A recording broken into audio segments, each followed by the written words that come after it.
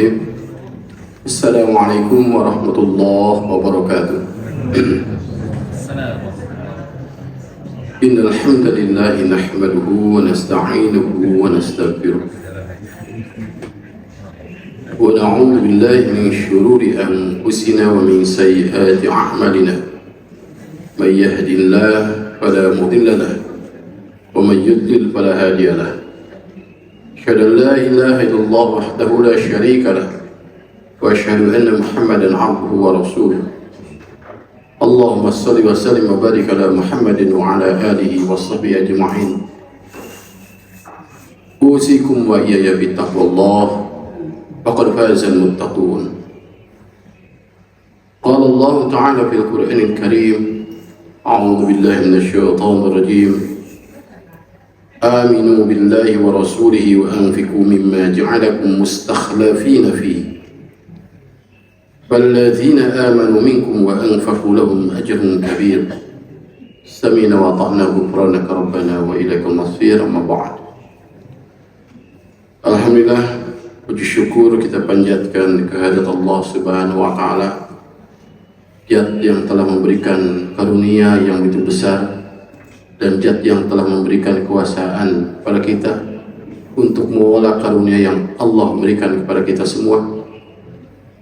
Salawat wassalam semoga senantiasa tercurah dan junjungan kita Nabi besar Muhammad sallallahu alaihi wasallam, seorang tauladan di mana seorang yang bisa mengolah karunia Allah Subhanahu wa taala yang bukan hanya mengantarkan untuk kebahagiaan dunia, melainkan dan karunia Allah tersebut bisa mengantarkan kepada kebahagiaan kekal di akhirat. Hadirin jemaah kajian subuh Masjid Baitul Mukmin yang saya hormati dan muliakan, kajian pagi ini masih seri dari kajian ekonomi syariah, implementasi dalam kehidupan keluarga khususnya. Beberapa minggu yang lalu kita sudah membahas berkaitan dengan menjemput rezeki yang halal, prinsip dalam Islam, prinsip dasar dalam Islam. Seperti yang telah saya sampaikan, ada beberapa materi-materi, topik-topik yang akan kita bahas bersama kaitan dengan ekonomi syariah, implementasi dalam kehidupan rumah tangga kita. Sebab Islam merupakan panduan hidup manusia di dunia. Tidak ada dalam kehidupan kita yang lepas dari hukum Islam. Istilahnya dari mulai masuk WC sampai ngatur istana ada dalam Islam. Lalu bagaimana implementasi ekonomi syariah dalam kehidupan rumah tangga kita? Sebab dalam kehidupan kita pasti kita tidak akan lepas kaitannya dengan ekonomi.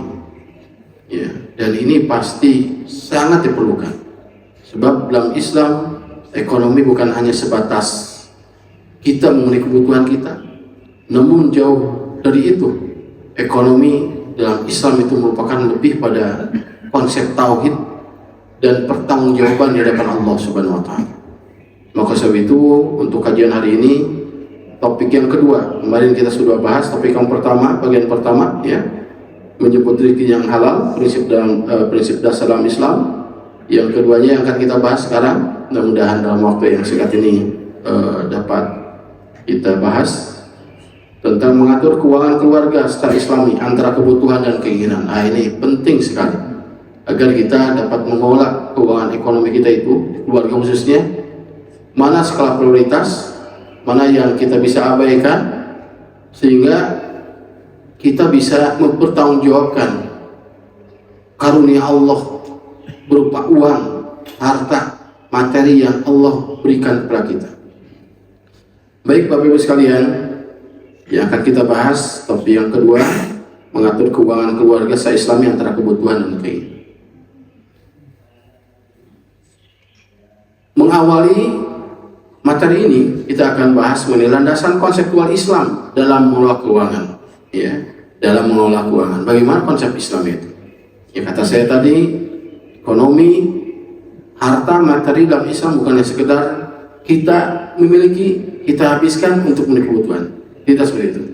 Ya, dalam Islam ya, tauhid sebagai landasan utama, bahwa harta yang kita miliki itu adalah milik Allah. Namun Allah memberikan kekuasaan pada kita untuk mengolahnya.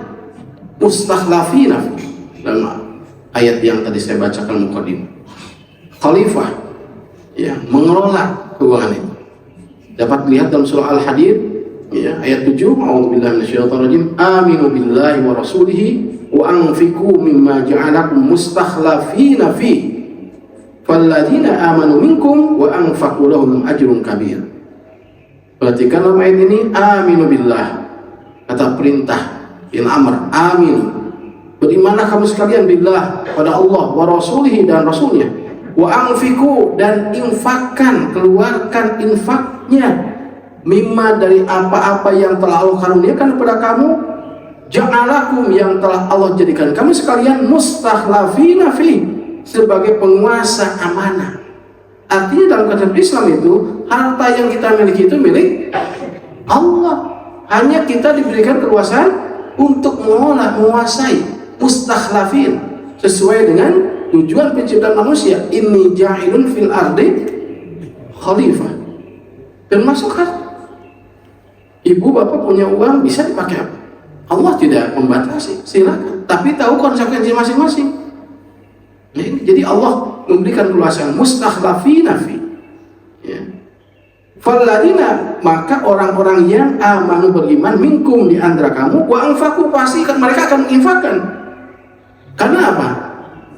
Karena mereka tahu orang yang beriman itu konsekuensi dari penggunaan kekayaan di hadapan Allah kelak. Lahum ajrun kabir. Mindset mereka itu mindset di mana harta yang mereka keluarkan itu mereka yakin ajrun kabir, akan mendapatkan pahala yang besar. Nah, ini Bapak Ibu sekalian, konsep Islam itu dalam ekonomi itu makanya betul-betul gitu ya. Tidak satu rupiah pun yang tidak akan dihisab oleh Allah. Pasti akan dihisab. Ya, pasti akan dihisab. Orang seringkali menganggap banyak uang, wah aman nih. Padahal zona yang tidak nyaman. Mengapa? Karena nanti akan dipertanggungjawabkan lebih berat ketimbang orang yang uangnya tidak banyak dari kita. Sebaliknya, bagi orang beriman, banyaknya uang akan menjadi, ya, jalan yang lebih cepat menuju surga. Kenapa? Mereka pandai dalam mengolah keuangan, ya, pandai dalam mengolah keuangan. Abdurrahman bin Auf, Utsman bin Affan, ya, Abu Bakar As-Siddiq itu para pengusaha, ya, tapi mereka tahu, ya, harta yang mereka miliki itu sebenarnya milik Allah. Hanya mereka diberikan kekuasaan untuk mengolah. Jika pandai dalam mengolahnya, bukan hanya untuk pembahagiaan kehidupan dunia, namun bisa mengantarkan untuk kebahagiaan nanti di akhirat. Ini yang pertama, ya. Jadi dalam konsep Islam itu, konseptual Islam dalam mengolah keuangan, uang atau harta itu milik Allah. Kita yang berikan kekuasaan oleh Allah untuk mengolahnya. Tergantung kita. Kalau kita cerdas dalam mengolahnya, uang itu akan bisa mengantarkan kebahagiaan di akhirat. Jika kita tidak cerdas dalam mengolahnya, uang itu bukan hanya mendapatkan kebahagiaan dunia dan akhirat, justru malah di dunia sudah dinampakkan oleh Allah. Ya, yamhaqullahu riba wa yurbis shadaqah. Allah akan menyuburkan kehidupan ekonomi yang penuh. Allah akan menghapuskan, ya, keberkahan dalam ekonomi yang penuh dengan ribawi. Wa yurbis shadaqah, dan Allah akan menyuburkan kehidupan ekonomi keluarga yang penuh dengan sedekah. Nah, ini. Jadi Bapak Ibu sekalian, ini yang pertama, ya. Jadi landasan konseptual dalam Islam itu mengolah keuangan apa Ibu? Kita diberikan kekuasaan dalam mengolah. Jadi harta yang kita miliki itu adalah milik Allah. Makanya kalau kita hilang uang, hilang apapun, inna lillahi wa inna ilaihi raji'un. Kalau kita meresapi arti dari inna lillahi wa inna ilaihi raji'un, itu tidak akan sedih. Kenapa? Kita yakin itu milik Allah. Inna lillahi wa inna ilaihi raji'un, nangis aja terus, pikir, wah stres, marah-marah aja ke anak, gara-gara kamu nih jadi uang kamu. Katanya inna lillahi wa inna ilaihi raji'un. Sebenarnya inna lillahi itu menyadarkan kita jangan stres, jangan depresi, karena milik Allah. Kita lahir, coba di antara ibu dan bapak ada yang lahir pas lahir borojol, bawa emas 1 kilo, ada nggak? Ada. Ya, tidak ada, semua dalam keadaan tidak memiliki apa-apa. Jangankan uang, baju pun tidak. Kalau kita kembali pada konsep itu, kita kembali, ya, Allah boleh jadi menghilangkan uang kita itu, menghapuskan sebagian beban hisab nanti di akhirat. Ya, jadi berbahagia orang-orang yang ditipu, ya, dan celaka orang-orang yang menipu, ya, berbahagia, ya. Dan orang yang baik mah kerjanya ditipu, Bu, ya. Makanya orang yang baik siap-siap ditipu, ya. Sekarang penipuan itu banyak, ya. Ijazah pun bisa ditipu, ya. Kalau mohon maaf, ya. Dari nyuruh ke sana lagi. Oke, kita lanjutkan, ya. Di samping tadi tauhid, harta milik Allah, ya. Harta milik Allah kita berikan keleluasaan untuk mengelola sebagai khalifah mustakhlafina fi. Yang keduanya, harta tidak lebih dari konsep hisab, perhitungan di hadapan Allah. Kata saya, tidak ada satu rupiah pun yang tidak akan dihisab oleh Allah. Makanya berbahagia orang-orang yang hidupnya cukup gitu. Mengapa? Hisabnya tidak akan terlalu berat, ya, hisabnya tidak akan terlalu berat. Kalau hidupnya pun, mohon maaf, kalau udah jauh dari agama, oleh Allah sengaja dibukakan kesenangan dunia, aset di mana-mana, berat, kelihatan nampaknya di dunia orang yang bahagia, tapi nanti ketika di akhirat pertanggungjawaban hisab di hadapan Allah itu sangat. Dalam surah At-Takatsur ayat 8, ya, tsumma latus'aluna yawma idzin 'anil na'im. Allah akan bertanggungjawaban, minta pertanggungjawaban terhadap karunia nikmat yang telah Allah berikan pada kita. Ya. Jangan anggap kita aman, kita diberikan karunia banyak oleh Allah. Kata Allah dalam Al-Quran, banyak orang-orang yang diadab oleh Allah berupa banyaknya harta, lengah, lalai dia. Ya, Qarun merasa dengan hartanya itu dia paling beruntung. Ya, sengaja oleh Allah diadab sehingga dia lupa akan tugasnya di dunia. Dalam surah Al-Qiyamah ayat 36, Allah Subhanahu wa taala berfirman, "Ayahsabul insanu ayyutraka sudah." Ayahsabul insan, apakah manusia mengira ayyutraka sudah akan dibiarkan begitu saja tanpa diminta pertanggungjawaban? Akan diminta pertanggungjawaban, Bapak Ibu sekalian. Makanya berat itu. Ya, berat orang-orang yang kalau tidak paham dalam mengelola keuangan, lalu oleh Allah sengaja dalam Al-Quran sengaja dibukakan, ya, ke semua pintu kesahan di dunia, sehingga dia lalai kepada Allah, tidak perlu pada Allah, menganggap cukup dengan hartanya, dia dapat bahagia di dunia. Bahagia, bahaya sekali orang-orang seperti itu. Pertanggungjawaban di hadapan Allah sangat berat, ya. Maka dalam hadis diperkuat, yang hadis yang sering saya sampaikan, bahwa tidak akan melangkahkan kaki seorang hamba sehingga ditanya 4 perkara yang salah satunya adalah an malihi min aina tasabahu wa aina anfaqahu, tentang harta dari mana kamu dapatkan dan kemana kamu gunakan. Yang lain-lain hanya satu pertanyaan, usia, umur digunakan untuk apa? Masa muda dihabiskan untuk apa? Tentang ilmu, apa yang telah kamu lakukan dengan ilmu? Tapi dengan harta, tentang harta 2 pertanyaan. Ya. Sekarang Bapak Ibu sekalian, jangankan di hadapan Allah, oleh ibu dan bapak yang kerja ada audit dari KPK misalnya, gitu stres, ya, khawatir, ya, padahal KPK manusia, ya, bisa saja dimanipulasi, itu menipu manusia, tapi di hadapan Allah tidak bisa. Ya. Ayahsabul insanu ayyutraka sudah. Tidak akan kita lengah, tidak akan ada 1 rupiah pun, 1 sen pun yang lengah dari hisab Allah Subhanahu wa taala. Ini kita akan melalui itu, Ibu Bapak sekalian. Sekarang aja mengira kita itu jauh, masih jauh gitu. Masih jauh. Padahal kita akan lewat itu hisab itu. Masalahnya kapan, wallahu a'lam. Tidak ada yang tahu, tidak ada yang tahu. Orang yang meninggal hari ini pun mereka tidak mengira akan meninggal hari ini. Kita pun sama akan melalui itu, dan kita akan melalui alam hisab, bertanggungjawaban. Ya, apa yang kita miliki hari ini jangan dianggap aman, nyaman, ya. Justru itu yang akan dipertanggungjawabkan di depan Allah Subhanahu wa taala. Jadi ini Bapak Ibu sekalian, secara konseptualnya dalam Islam, harta yang pertama milik Allah. Kita diberikan keluasan untuk mengolah. Yang keduanya apa? Harta itu akan dipertanggungjawabkan di hadapan Allah Subhanahu wa taala. Ini konsep dasar. Sehingga ketika kita memiliki uang sebesar apapun, kita jangan merasa aman. Sebesar itu yang akan kita pertanggungjawabkan di hadapan Allah Subhanahu wa taala. Ketika kita tidak punya uang, jangan rendah hati, jangan rendah diri. Boleh jadi Allah menyelamatkan kita dari pertanggungjawaban yang berat itu. Para pejabat yang udah ketahuan korupsi dan sebagainya, menyesal aja mereka ketika ketahuan secara diaudit. Nyesal kenapa saya dulu menerima jabatan ini. Kalau ujung-ujungnya ke LP suka miskin misalnya, ya, pasti menyesal. Pasti menyesal. Makanya dibatasi rezeki oleh Allah Subhanahu wa taala pada kita. Ini boleh jadi Allah menyelamatkan kita. Baik, Bapak Ibu sekalian.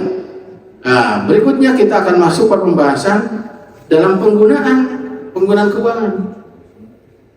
Mana kebutuhan, mana keinginan, harus kita bedakan. Ya, harus kita bedakan. Kita akan memahami hal ini agar ibu dan bapak bisa menggunakan skala prioritas dan menggunakan keuangan. Ya, sebenarnya konsep dasarnya rezeki Allah itu cukup untuk memenuhi kebutuhan, tapi tidak akan cukup untuk memenuhi keinginan. Untuk kebutuhan cukup, ya. Tapi kalau untuk memenuhi keinginan pasti tidak akan cukup. Itu konsep dasar Allah. Allah memberikan rezeki cukup untuk itu. Makan, kalau usia saya itu makan 2 kali juga udah paling banyak, ya. Itu. Kadang makan siang aja, pulang ke rumah malam udah malas makan kan gitu. Kalau usia saya nggak tahu bapak-bapak ya, udah malas udahlah. Cukup tadi kebutuhan badan saya dengan makan siang pun udah cukup, ya, udah cukup. Jadi kalau dikoskan hitung dalam uang, kos itu hanya berapa satu hari itu. Tapi yang masalah besar itu adalah keinginan, bukan kebutuhan. Keinginan itu, ingin wah gengsi. Wah tadi teman saya makan di restoran masa saya enggak. Wah itu menunya dirubah-rubah.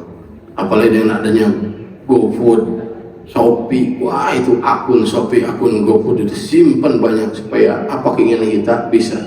Itu untuk keinginan. Kalau untuk kebutuhan cukup, ya sarapan apa adanya. Makan siang, justru makan siang nggak seperbanyak karena energi kita dipakai kan itu. Tiap pulang ke rumah, udahlah, ngemil sedikit udah, ya cukup, gitu kan. Saya pulang kita kan kecil, ya kita itu banyaknya kan lapar mata bukan lapar perut, ya.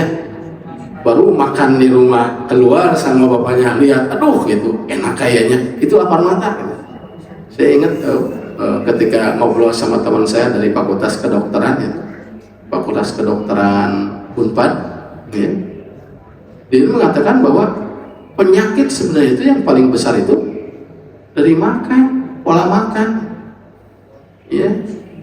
Dalam konsep Islam tidak ada bawaan, ya. Tidak ada dosa bawaan orang tua. Saya penyakit jantung bawaan ini. Konsep Islam tidak. Yang salahnya adalah anaknya meniru kebiasaan orang tua. Nah itu makannya, pola olahraganya dan sebagainya. Jadi sebenarnya kembali pada yang tadi, konsep dasar dalam rezeki itu cukup untuk memenuhi kebutuhan. Perasaan kurang itu bukan karena kebutuhan, tapi keinginan kita melampaui rezeki dari Allah.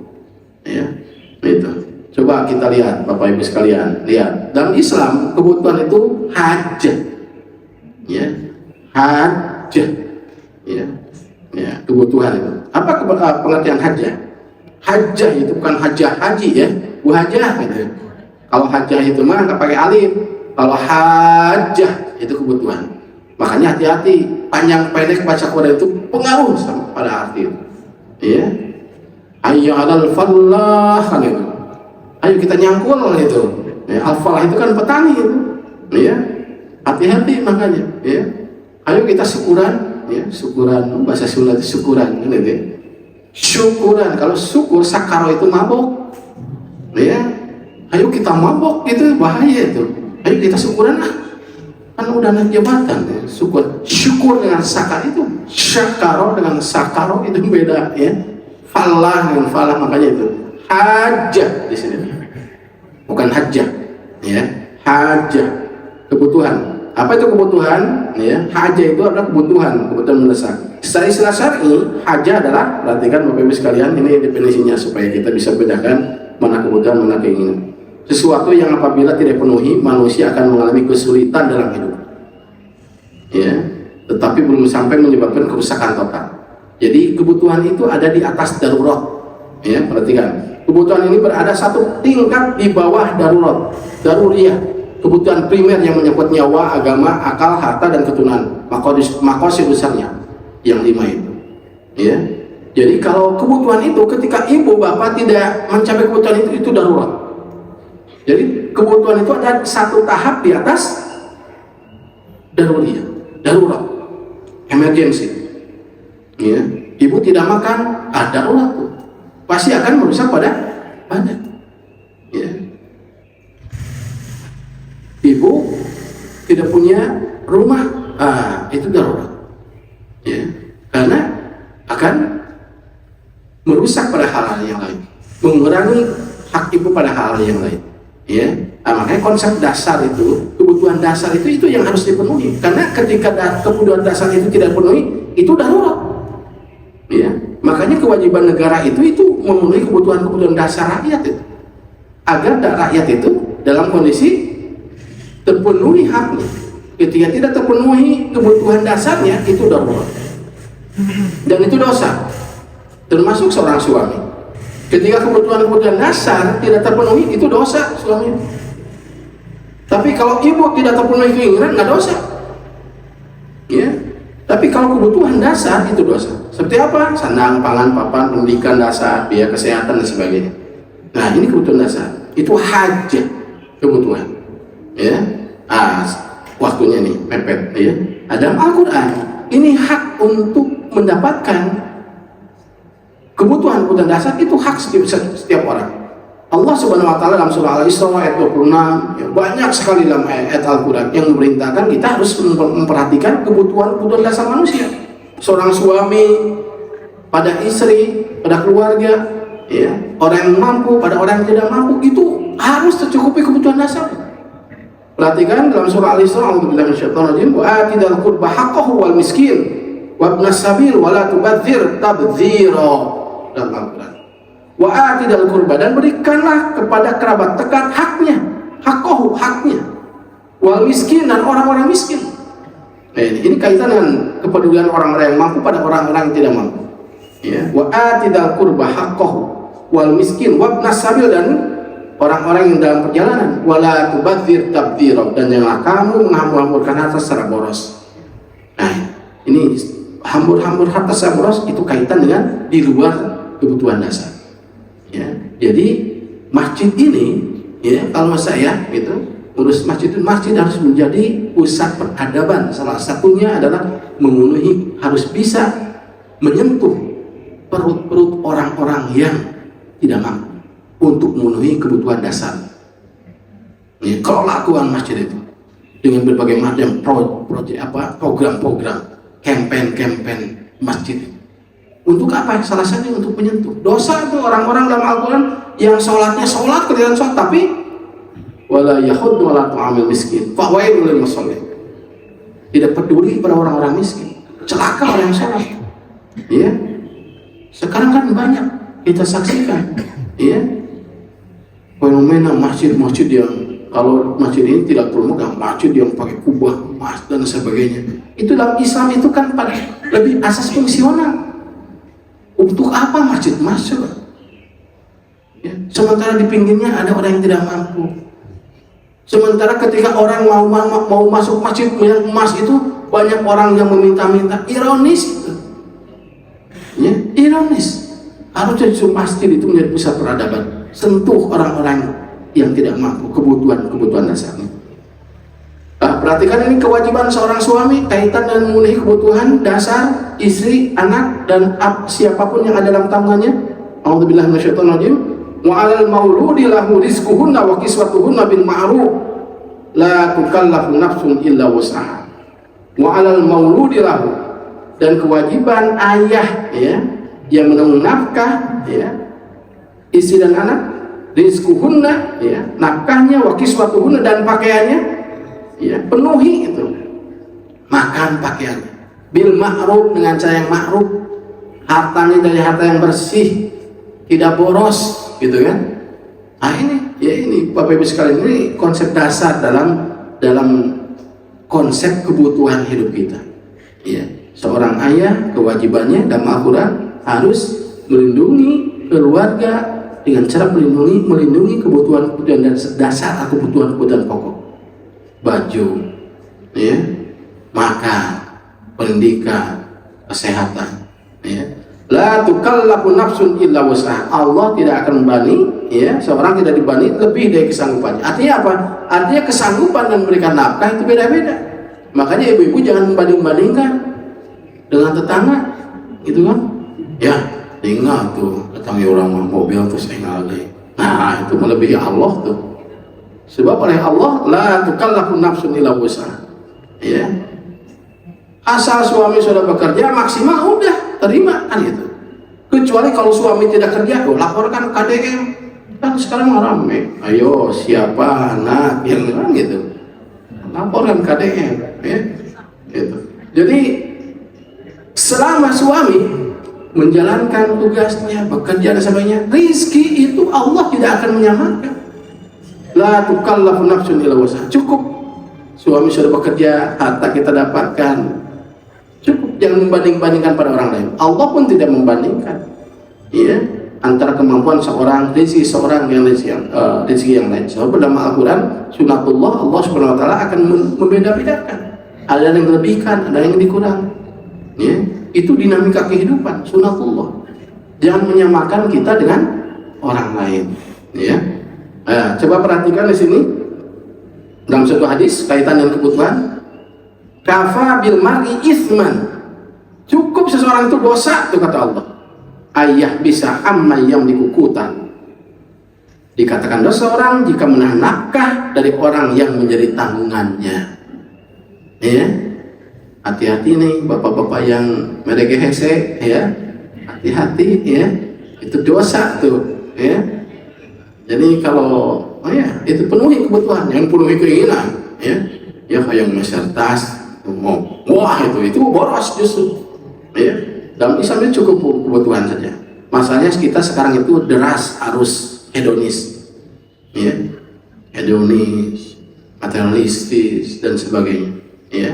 Itu hati-hati sekarang itu, sebab kurang-kurangnya membentengi rizki yang kita miliki itu pertanggungjawabannya berat.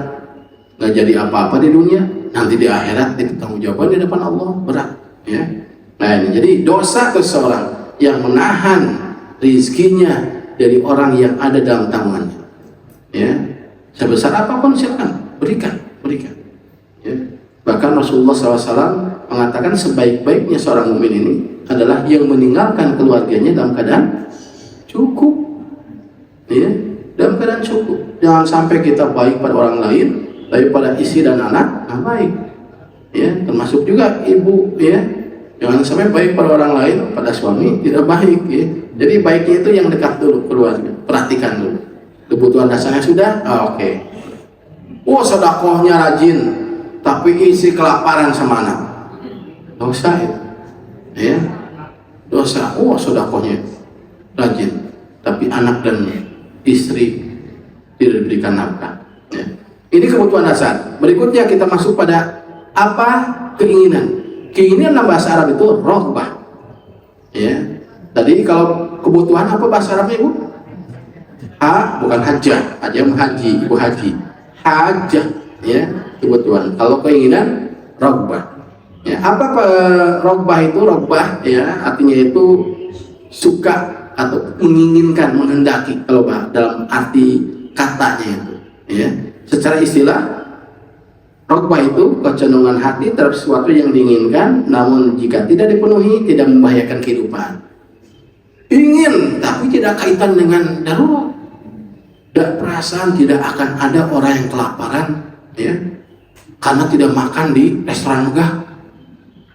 Atau ada ibu yang sakit karena tidak dibeliin tas yang bermerek. Itu ibu masuk UGD, IGD. Akhirnya bapak dipanggil sama dokter. Pak, sini bapak suaminya. Iya. Pak, ini saya kasih resep ya. Ibu ini sakit, ini obatnya, beliin tas, beliin baju, gitu kan. Ada. Ya. Hati-hati itu ya. Sekarang mudah kalau istri lagi sakit bawa ke mall, sehat itu. Ya. Kalau Ustaz lucu bilang itu sehat itu. Istri lagi murung, kenapa bu? Pusing. Ya udah kita keluar. Kemana? Ke mall. Sehat, lebih jag daripada bapaknya. Sudah kemarin, ya. Itu. Nah, jadi kalau keinginan itu menghendaki sesuatu, tapi ketika tidak kita terlaksana, itu tidak ada kaitan dengan kehidupan kita. Membahayakan darurat kehidupan kita, tidak membahayakan. Itu keinginan. Ya. Nah, karakteristik robah ini, kalau tadi karakteristik kebutuhan, ketika kebutuhan itu tidak, itu membahayakan. Ibu tidak makan, bahaya. Bapak tidak makan, bahaya. Ya. Ibu tidak punya baju, bahaya. Bapak, bahaya. Itu darurat. Jadi satu tahap di atas darurat kalau begitu. Kalau keinginan itu di atas kebutuhan. Karena apa? Sifatnya itu nafsaniyah. Nafsaniyah itu dorongan hawa nafsu. Ya. Bulan Ramadan Bapak Ibu sekalian itu pas asar koleksi kolak ya. Koleksi makanan itu.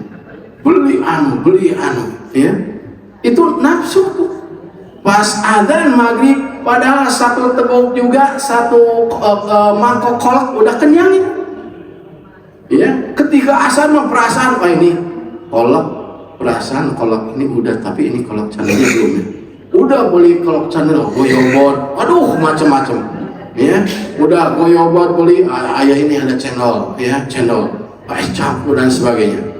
Padahal pas buka itu satu mangkok saya udah cukup, bahkan air korma udah ke masjid. Ya, coba habiskan semua. Pasti itu jangankan sholat nafas pun susah.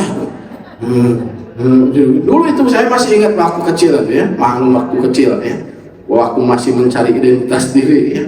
Wah dulu itu, apalagi kan bapak saya, ibu saya punya masjid, punya pesantren. Jadi yang nitip itu banyak. Itu kayaknya enak, kumpulin sama saya. Ya, pas buka, habis semuanya. Itu jangankan sholat itu, bangun dari duduk susah karena napas habis terus, nggak ada ruang untuk napas, makanan terus penuh. Ya, itu jadi keinginan, ya hawa nafsu.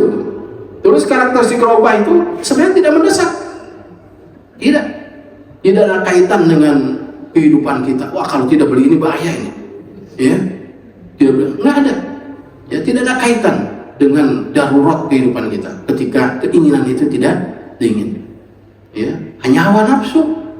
Ibu bawa deh ke bapak gitu ya, kita pasar dari mall ingin beli tas, kata bapaknya udah istiqomah lurus pandangan ke atas ke depan katanya, istiqomah gitu. Datang ke rumah bawa gitu. Nah itu tidak ada kata yang mendesak, itu mah hawa nafsu, ya hawa nafsu. Terus yang ketiganya karakteristik robah, biasanya berkaitan dengan gaya hidup, gengsi dan kemewahan. Nah ini, ya coba ibu bapak, Rasulullah SAW punya baju cuma 2. Ibu bapak baju 2 cukup tidak? Terpenuhi sebenarnya? Enggak, kalau ibu mau pasti ya. Yang ini dicuci, yang satu dipakai, ya. Yang ini dipakai, esoknya cuci, yang itu udah, ya cukup, ya. Tas satu itu fungsinya kan membawa sesuatu, tapi yang jadi masalah hawa nafsu, ya hawa nafsu. Aduh kemarin ke undangan dia pakai baju ini, masa pakai baju ini lagi, ya pakai tas ini masa apa ini nggak matching tasnya sama sepatu, wah itu macam-macam, itu keinginan hawa nafsu. Makanya Bapak Ibu sekalian, ya kehidupan seperti ini akhirnya menciptakan kehidupan yang tidak normal dalam kehidupan kita. Banyak orang-orang yang terjerat dengan pinjam online. Perasaan itu kasus-kasus. Saya kebetulan ada beberapa kasus mahasiswa, ya, yang masuk pada judi online, pinjaman online. Itu sebenarnya bukan untuk memenuhi kebutuhan, dan kebutuhannya harus tercukupi oleh orang tua. Karena apa? Karena gengsi gaya hidup. Ini jadi masalah ya kehidupan kita. Kalau keinginan ya rogbah itu diikuti terus, pasti gaji bapak, gaji ibu tidak akan cukup. Gaji itu terbatas, tapi keinginan unlimited, tidak terbatas. Ya, tidak terbatas, makanya tidak seimbang.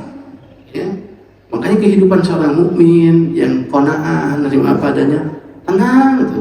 Meskipun sederhana, tenang, tidak punya beban.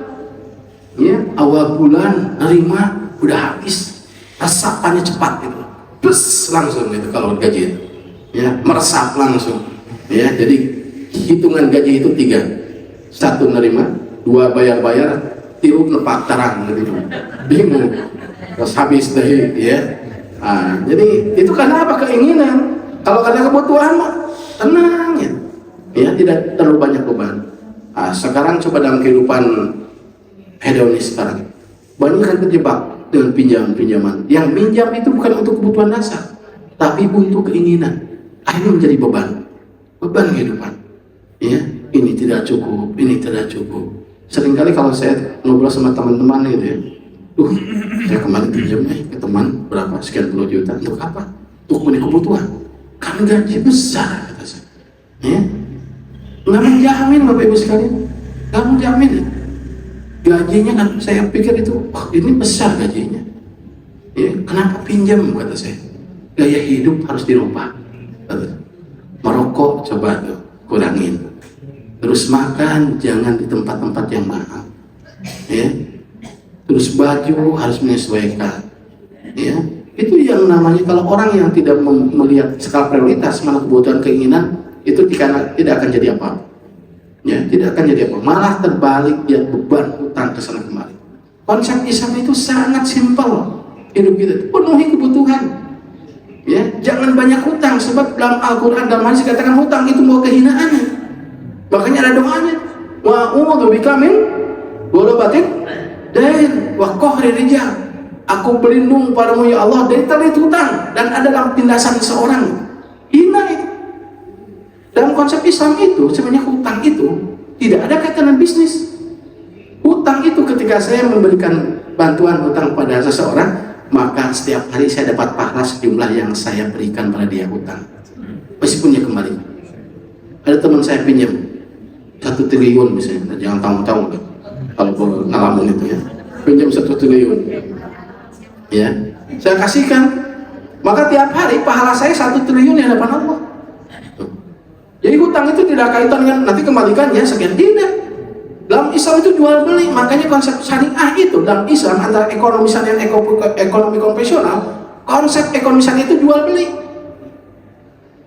Jadi uang itu jadikan alat transaksi, beda dengan ekonomi konvensional. Uang jadikan bukan alat tapi objek jual beli.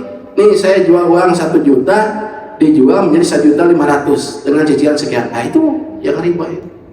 Makanya konsep Islam itu jual beli semua konsepnya. Wahallahu bai'a wa harraman riba. Makanya konsep mudharabah, ibu mau pinjam ke bank itu konsepnya jual beli. Ibu beli apa? Pinjam nih, mobil, beli rumah, udah gini aja, ya. Ibu nanti, saya kebetulan dulu pernah kerja di Bank Syariah sebelum ke Malaysia dulu waktu masih bujang gitu. Kata saya, ibu rumah yang di mana? Misalnya Antapani dekat Masjid Baitul Mukmin. Oke, serupai sama Pak. Dilihat tuh sebelumnya kemampuan si ibu itu, ya. Lalu dilihat supaya berapa ini harga rumah, gitu ya. Oke, cocok. Bu, sekarang rumah yang ibu akan beli itu saya beli 1 miliar, ya. Terus dikarenakan ibu mengajukan pada Bang Muhammad, saya jual lagi rumah itu pada ibu 1,5 miliar dengan itu konsepnya jual beli. Sebenarnya hampir sama, tapi konsep dasarnya jual beli, akarnya jual beli. Jadi bukan pinjam, pembiayaan kalau dalam di bank syariah itu, ya. Ada yang kerja di bank syariah di sini? Nggak ada. Nah, kalau ada, itu konsepnya itu, ya. Nah, contoh kembali pada pembahasan. Contohnya makan mewah, kendaraan mahal. Ibu perlu handphone kebutuhan, tapi perlu handphonenya yang mahal, yang 50 juta keinginan, ya. Saya perlu baju kebutuhan. Tapi bajunya yang branded, yang 2 juta, tuh yang 3 juta yang bagus, keinginan.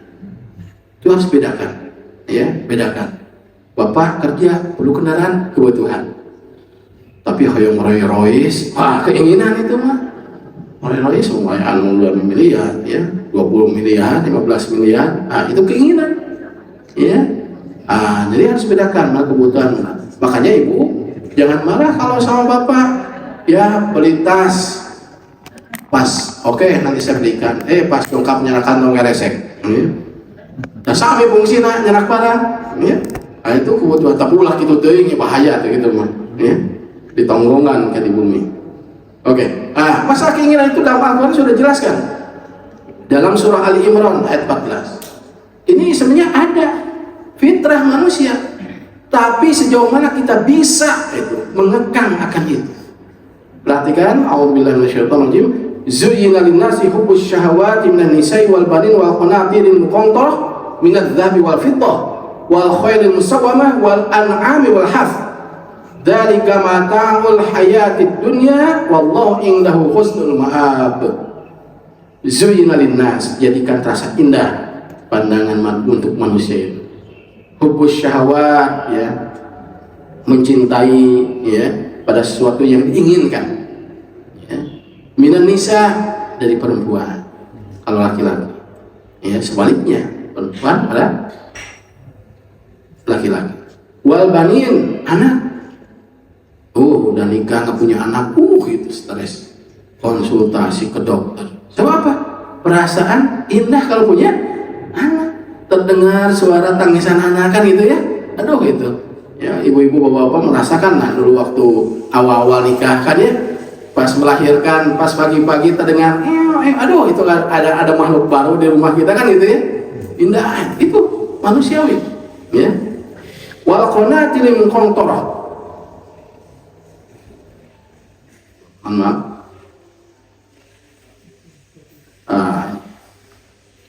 Wal qanatil muqantarah. Dan apa? Harta benda yang menumpuk. Dari apa? Minad dahab, dari emas, wal fiddah, dan perak. Jadi ibu dan bapak, ibu khususnya ibu-ibu suka emas, bapak-bapak jangan marah. Itu manusiawi. Tapi kalau udah di tangannya 1 kilo, tangan kiri, tangan kanan 1 kilo, di leher 1 kilo, sampai susah jalan tegak gitu ya. Itu mah berlebihan, ya. Suka ya wajar, perhiasan gitu ya. Itu.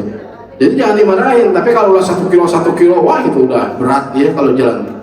Itu udah keinginan. Berikutnya, wal khailul musawwamah, dan kuda pilihan. Kuda pilihan itu alat transportasi. Itu pasti bapak ibu-ibu jangan marah juga kalau bapak-bapak perlu motor, mobil, itu keperluan. Tapi kalau udah berlebihan, itu yang bahaya. Ya, ini wajar, keinginan itu wajar. Bukan sesuatu yang wah saya kayaknya nggak normal nih. Kenapa? Pengennya beli motor gitu. Padahal motor nggak punya, bukan nggak normal. Padahal memang perlu. Perlu mobil, perlu saat ini. Ya.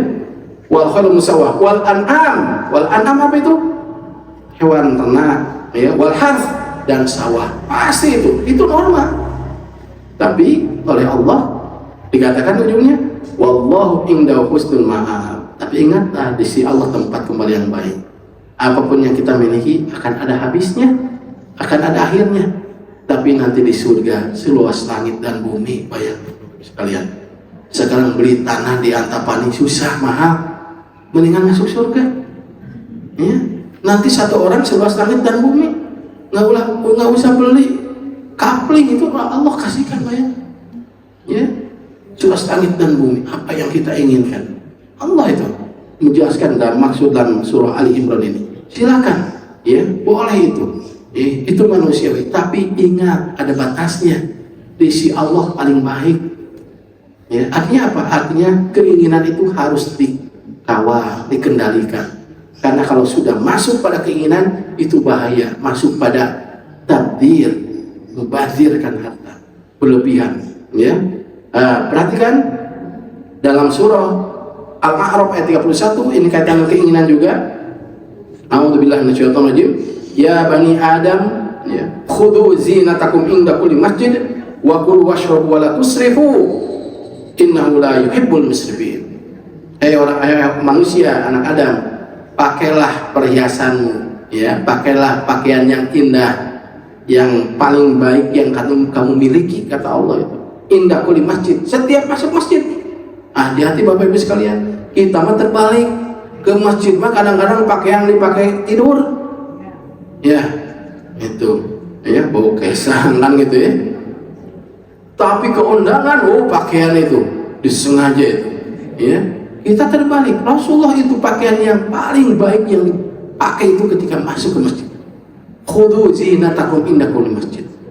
Ya, makanya bapak-bapak kali-kali mah pakai dasi, das, ya, jas dasi. Bapak mau kemana ke undangan nggak sholat subuh, gitu kan? Gitu. Khudhu zinatakum. Saya masih ingat dulu ya, kalau lihat orang tua dulu ya, saya sering membandingkan sekarang. Kalau orang tua dulu itu mau ke masjid itu siap-siap tuh.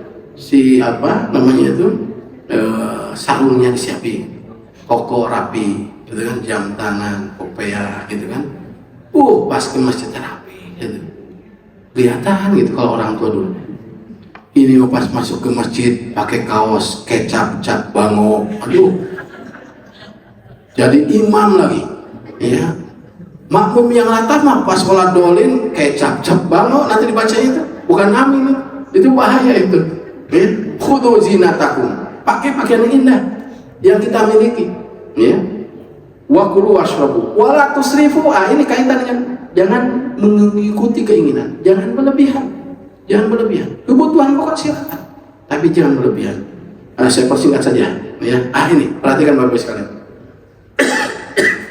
Saya buatkan diagramnya, perbedaan antara kebutuhan dan keinginan. Yang pertama dari sisi aspek sumbernya.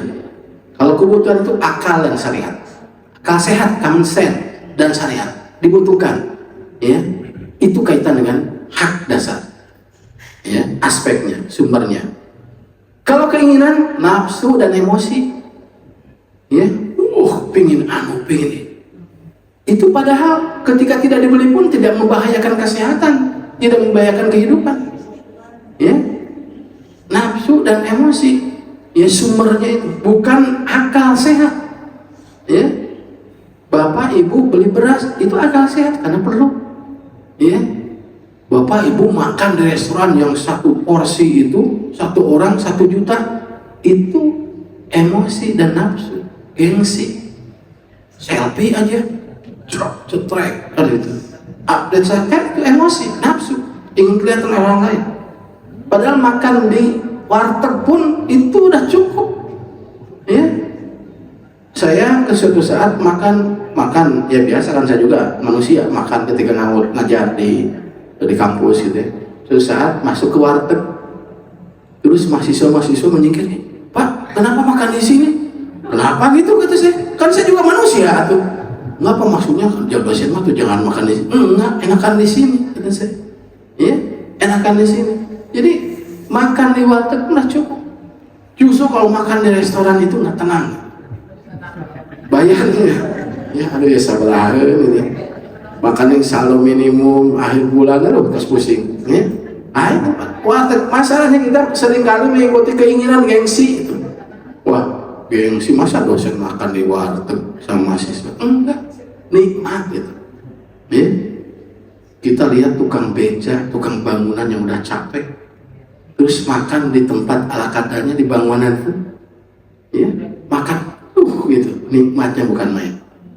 Saya merasakan ibu, ya, kata saya dulu waktu membangun pesantren, bapak saya itu nggak punya uang, nyewa tukang cuma 1, oladennya saya, tukang aduk. Ketika ibu saya ngantar, dan makan dulu, dan makan dengan tukang bangunan, aduh nikmatnya itu.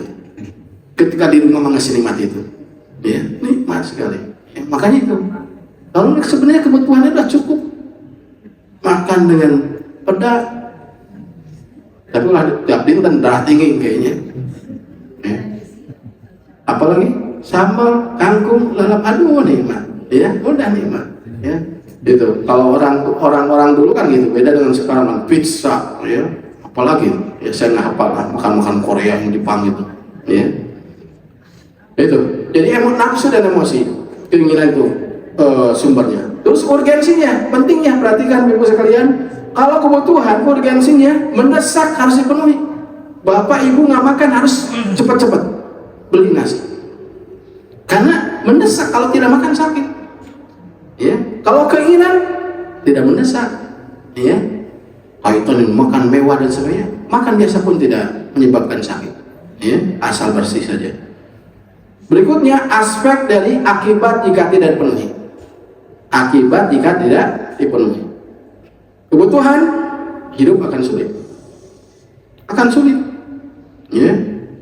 Kalau tidak terpenuhi kebutuhan, kalau tidak terpenuhi keinginan atau robbah, tidak berdampak besar, ya, tidak berdampak besar.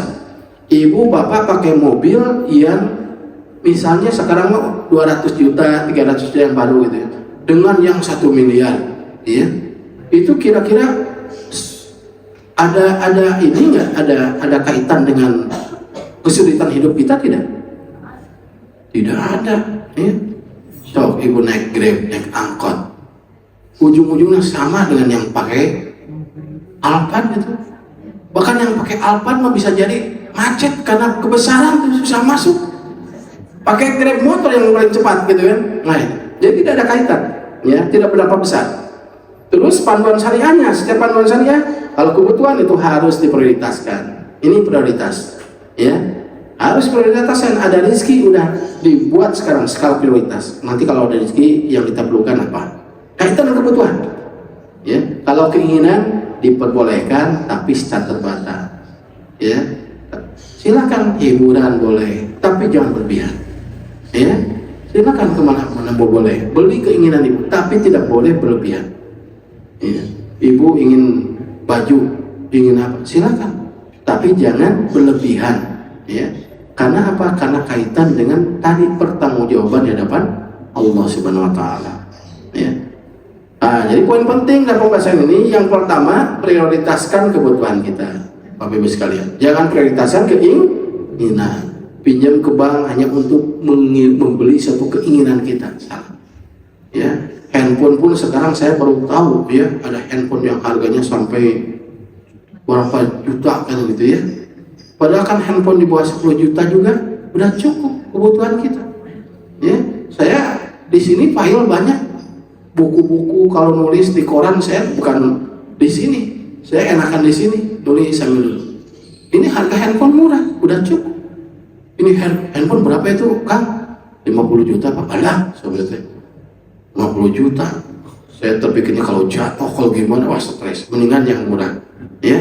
Udah cukup, nerima, nelpon, nyimpen data dan sebagainya, udah cukup, ya.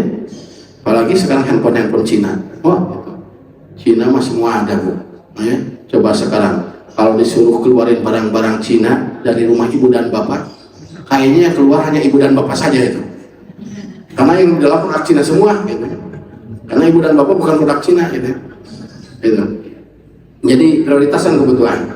Yang kedua, hindari israf, hindari berlebihan, makan ala kadar, cukup memenuhi kebutuhan gizi kita, ya, anak dan sebagainya. Terapkan pola hidup qanaah, ini terima apa adanya, jangan banding-bandingkan yang lain. Masalahnya sekarang seringkali kita sering lihat Instagram, TikTok, media sosial, sehingga membanding-bandingkan. Makan di rumah ini kayaknya enak, itu keinginan saya. Datang ke sana biasa-biasa, ya. Datang ke sana biasa-biasa, cukup dengan makan biasa juga. Yang terakhir, jadikan harta sebagai sarana ibadah, bukan tujuan hidup, ya. Jadi tujuan hidup kita bukan harta, tapi jadikan harta itu sarana ibadah. Kerja pun mencari bekal ibadah, ya, bekal ibadah. Kita untuk sholat perlu mukena, perlu baju, masjid perlu layak, perlu ke haji, perlu uang juga untuk ongkos naik hajinya. Itu niatkan, bukan tujuan, tapi sarana ibadah, sarana untuk mendekatkan diri pada Allah Subhanahu Wa Taala. Bapak sekalian, sebenarnya masih banyak pembahasan mengenai pembahasan ini, tapi insya Allah seri berkaitan dengan tema ekonomi syariah, kaitan dengan kehidupan rumah tangga akan saya lanjutkan pada pertemuan-pertemuan berikutnya. Ini masih banyak prinsip dasar pengelolaan keuangan keluarga, tapi dikarenakan waktunya udah pukul 6, saya kira saya harus tutup ya, karena kemungkinan Bapak dan Ibu juga ada kepentingan setelah ini. Itu saja yang bisa saya sampaikan. Pertanyaan-pertanyaan berkaitan dengan ekonomi keluarga ini, karena waktunya seringkali tidak cukup, bisa di WhatsApp-kan ya, WhatsApp-kan pada saya supaya nanti pertemuan-pertemuan berikutnya bisa saya singgung dari pertanyaan-pertanyaan yang Ibu sampaikan ya. Pembahasan tentang apakah bunga bank riba atau tidak, nanti ada pembahasan khusus ya. Kita bertahap dulu dari hal yang sehari-hari, nanti kita akan masuk pada sistem ekonomi riba dan sistem ekonomi yang syariah ya dalam kehidupan rumah tangga kita. Itu saja Bapak Ibu sekalian yang bisa saya sampaikan pada kesempatan hari ini, yang benar mutlak dari Allah, yang serah mutlak dari kekeliruan dan kebodohan diri saya sendiri. Rabbana zalamna anfusana wa illam taghfir lana wa tarhamna lanakunanna minal khasirin. Rabbana faghfir lana dzunubana wa kaffir 'anna sayyi'atina wa tawaffana ma'al abrar. Rabbana hab lana min azwajina wa dhurriyyatina qurrata a'yun waj'alna lil muttaqina imama. Rabbana atina fid dunya hasanah wa fil akhirati hasanah wa qina adzabannar. Walhamdulillahirabbil alamin. Billahi fi sabil haq. Assalamualaikum warahmatullahi wabarakatuh.